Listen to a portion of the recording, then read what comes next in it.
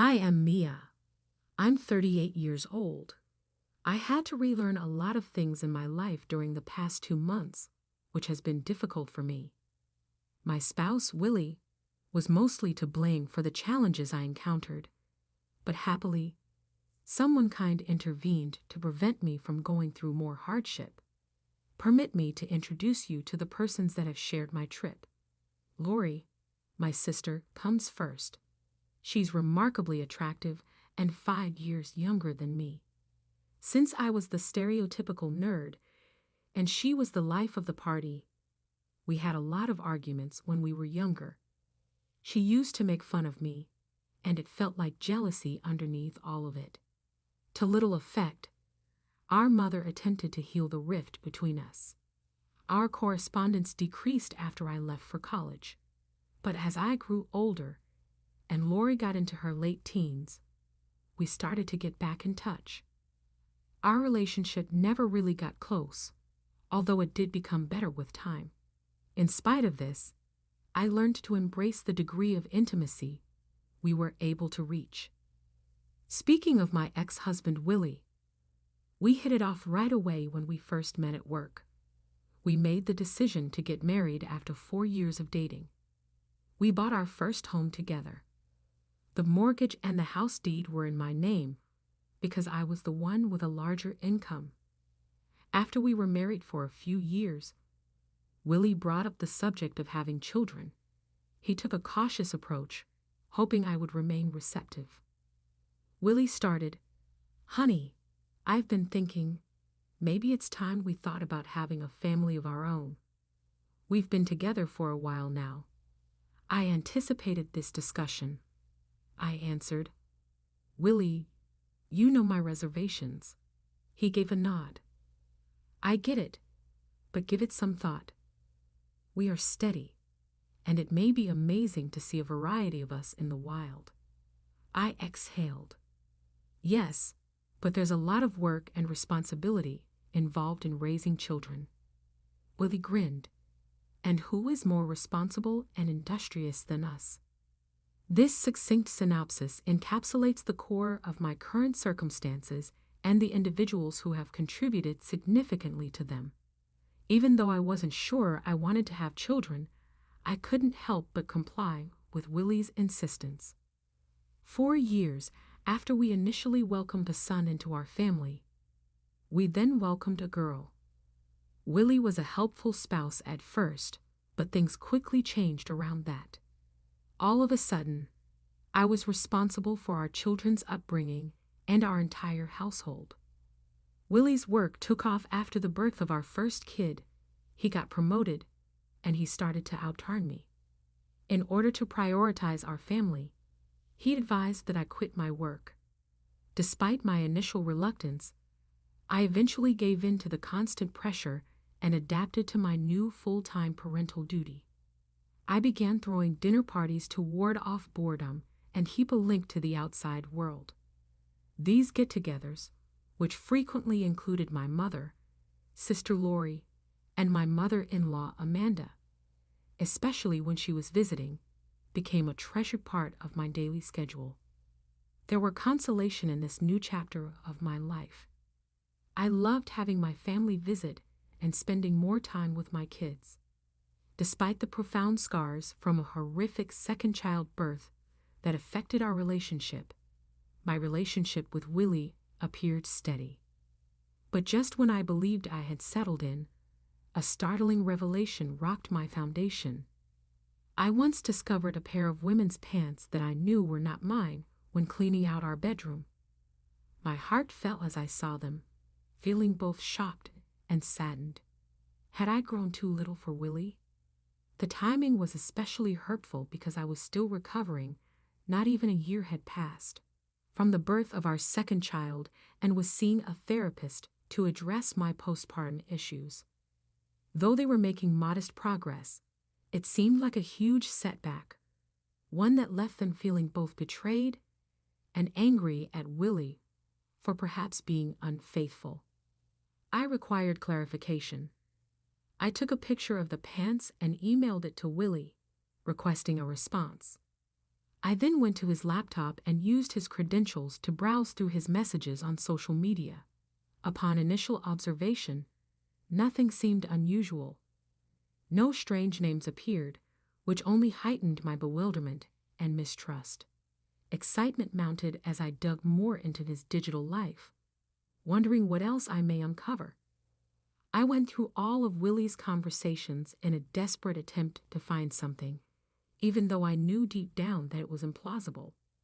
At first, though, I wasn't concerned when my sister Lori's contact ID kept coming up in his chats, because I recognized some of the names that appeared. Why would it be the case? The communication between my spouse and sister shouldn't automatically cause suspicion. However, I followed my instinct and dug a little more, and what I found shocked me. Their messages were replete with declarations of love, sweet films, and private pictures.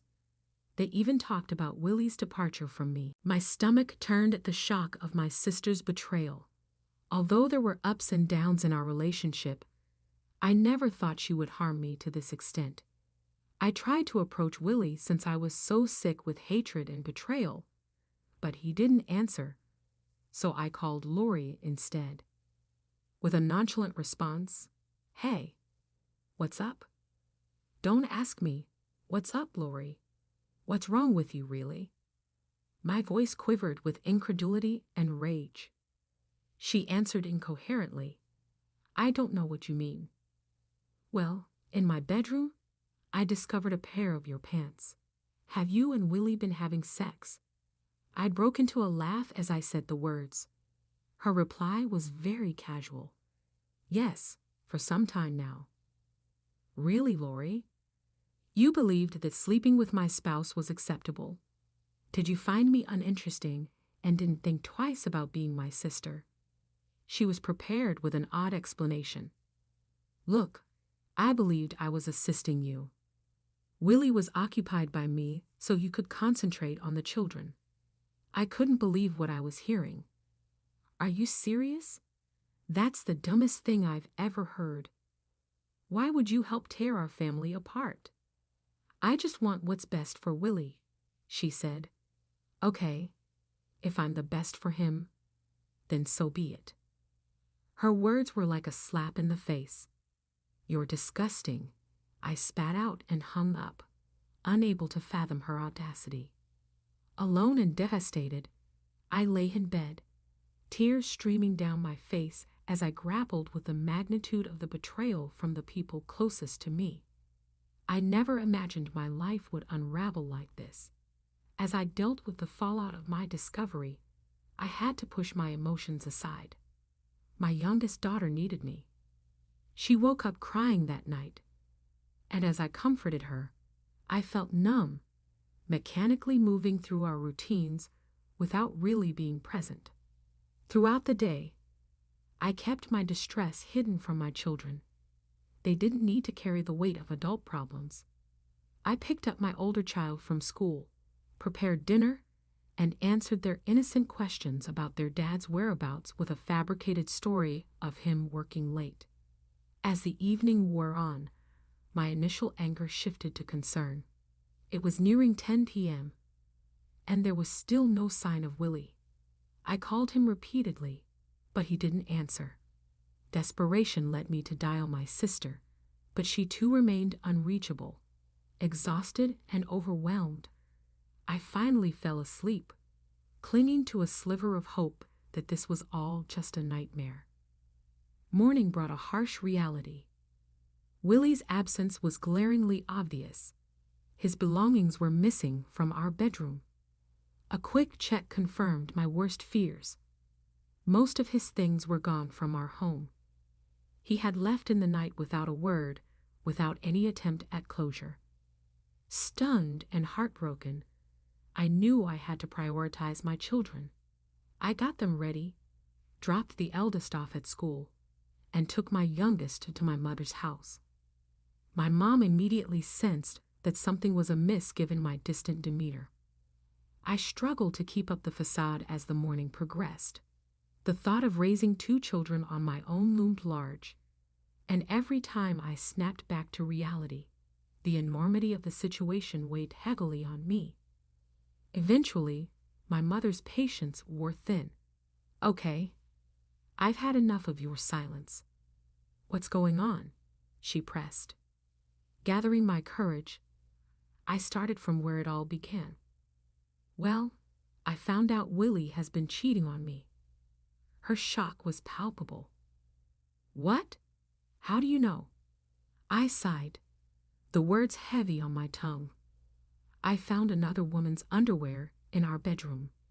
As I recounted the details, the conversation opened a floodgate of emotions I'd been holding back, marking the start of a new uncertain chapter. When I confronted Willie about the unfamiliar underwear, he didn't respond, and then he just left. "He left? What do you mean?" my mom asked, bewildered. "When I woke up this morning, all his things were gone," I explained. The disbelief was still fresh. I didn't even have a chance to stop him. I fell asleep around midnight, and when I woke up, he had taken everything. "Oh my God, my poor girl. I'm so sorry this happened," my mom exclaimed, her voice filled with sorrow. "It gets worse," I continued, hesitating as I prepared to reveal the full extent of the betrayal. "Oh no, what happened? Do you know who Willie cheated on you with?" she asked, a sense of urgency in her voice. "You mean, do you know who he cheated with?" I corrected gently.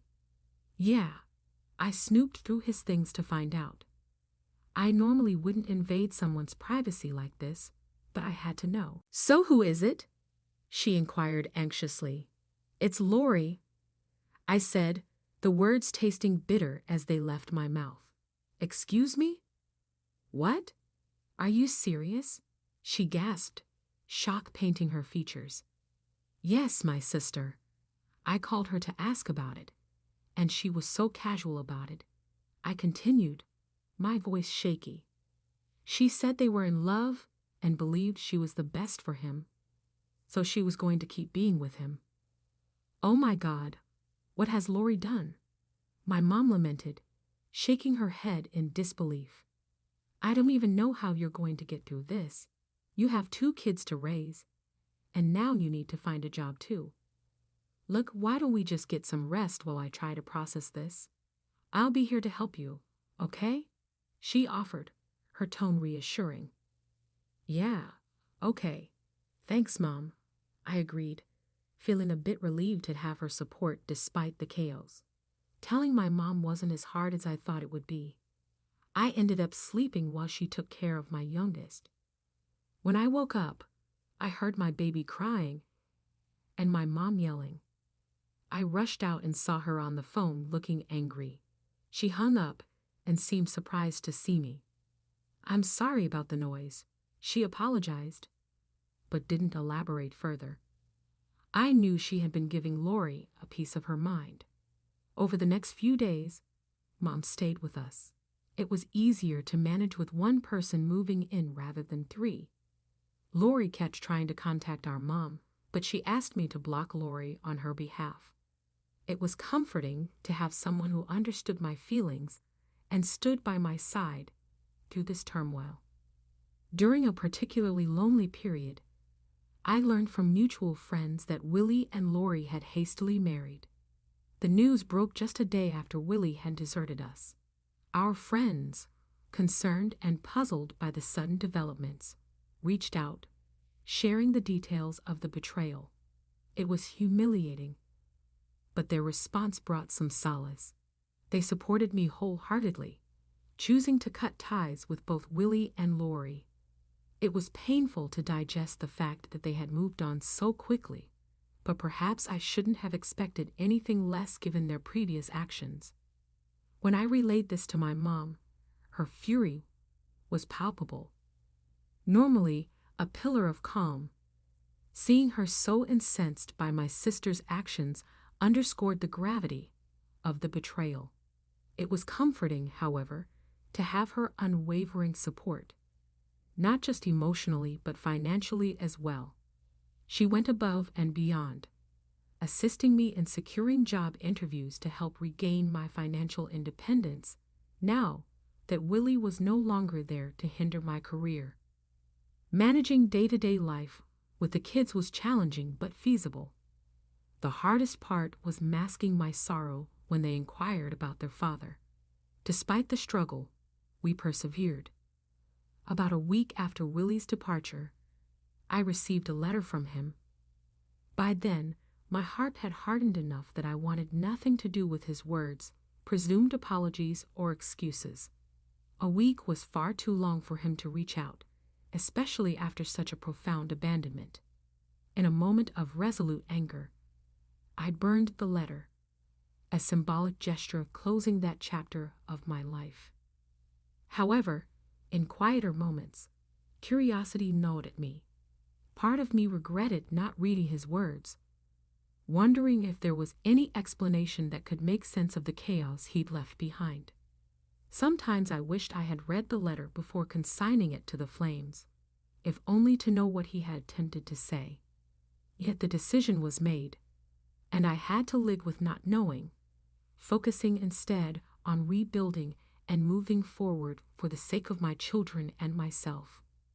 Amidst the turmoil, I often had to remind myself that nothing Willie could have written in that letter would alter my feelings toward him or undo the damage he caused. The next day, to lift our spirits, my mom and I took the kids to the fair. It was refreshing to immerse ourselves in the lively atmosphere, allowing ourselves to enjoy the moment and laugh. A welcome reprieve from the recent hardships. That evening, as we relaxed with a bottle of wine, I mentioned the letter to my mom. "Something came in the mail for me last night," I began. "Oh, what was it?" she inquired. Her curiosity piqued. "It was a letter from Willie," I replied. "What did it say?" she asked, expecting that I had read it. "I don't know. I didn't open it," I confessed. "You didn't open it? But why not?" "I just didn't want to deal with anything he had to say, so I burned it," I explained, perhaps more casually than I felt. "You burned it, Mia? What if it was something important, like divorce papers? The envelope didn't look official at all. I'm pretty sure it wasn't that," I reassured her. "Well, if you're sure, what do you think was in it?" she pondered aloud. "Maybe a weak apology, or perhaps he wanted his stuff back. I wouldn't be surprised," I speculated, trying to dismiss the nagging thoughts about its contents. "But how are you feeling about all of this now?" She shifted the focus back to my well-being. "Today was a good day. It's tough, especially when the kids keep asking about their dad. What do I even tell them?" I admitted, the weight of the situation momentarily clouding the day's joy. "It's slowly getting better, but only a little," I added. "As long as it's improving, I'm always here for you. And just so you know, I'm planning to cut ties with your sister. Everything I have will go to you and the kids," she stated firmly. "Oh, Mom, that means a lot. But are you sure? Lori is still your daughter," I reminded her, recognizing the magnitude of her decision.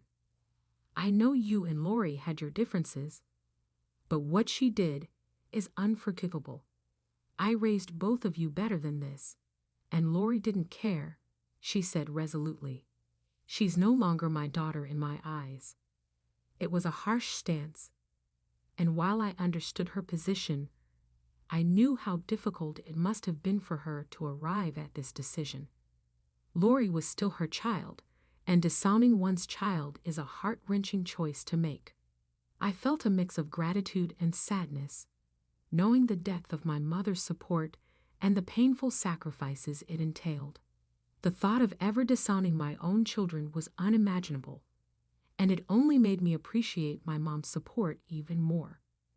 She was willing to make such a difficult decision for my sake, which filled me with gratitude. 5 days later, a sudden knock on my door interrupted the quiet routine I had settled into. I wasn't expecting anyone, and with my mom at work, visitors were a rarity. With caution, I'd opened the door just a crack to see two men dressed in black suits standing on my porch. "Can I help you?" I asked, peering out. "We are lawyers, and we have something for you," one of them replied, extending a note and then a check towards me. I cautiously accepted both, my eyes widening as I glanced at the check. It was made out to me for $920,000. Stunned, I stammered, "There must be some mistake." "There's no mistake," they assured me, urging me to read the note. The note began with the words, "Thank you for saving me." As I read further, I discovered it was from Amanda, my mother-in-law. She had tried to visit 5 days prior, but found no one at home. When she called Willie, he implied that he couldn't access the house because I had changed the locks. Sensing that something was off, Amanda pressed Willie until he confessed everything. Appalled by her son's behavior, Amanda decided to write me and her grandchildren into her will. In her note, she expressed her gratitude for my actions, which prevented her from entrusting her assets to Willie. She had been terminally ill and unfortunately passed away just the day before. Her final wish was to ensure that her daughter-in-law and grandchildren were well looked after. Tears streamed down my face as I absorbed the contents of the note. Amanda's unexpected kindness and the profound loss of such a supportive figure overwhelmed me. It was a bittersweet moment, realizing the extent of her faith in me and the magnitude of her final gesture. Amanda was an exceptional woman, known for her integrity and fearless spirit. This trait often put Willie on edge, but to me, it was a source of immense comfort. She remained steadfast, offering her unwavering support right until the end. Willie called shortly after Amanda passed away.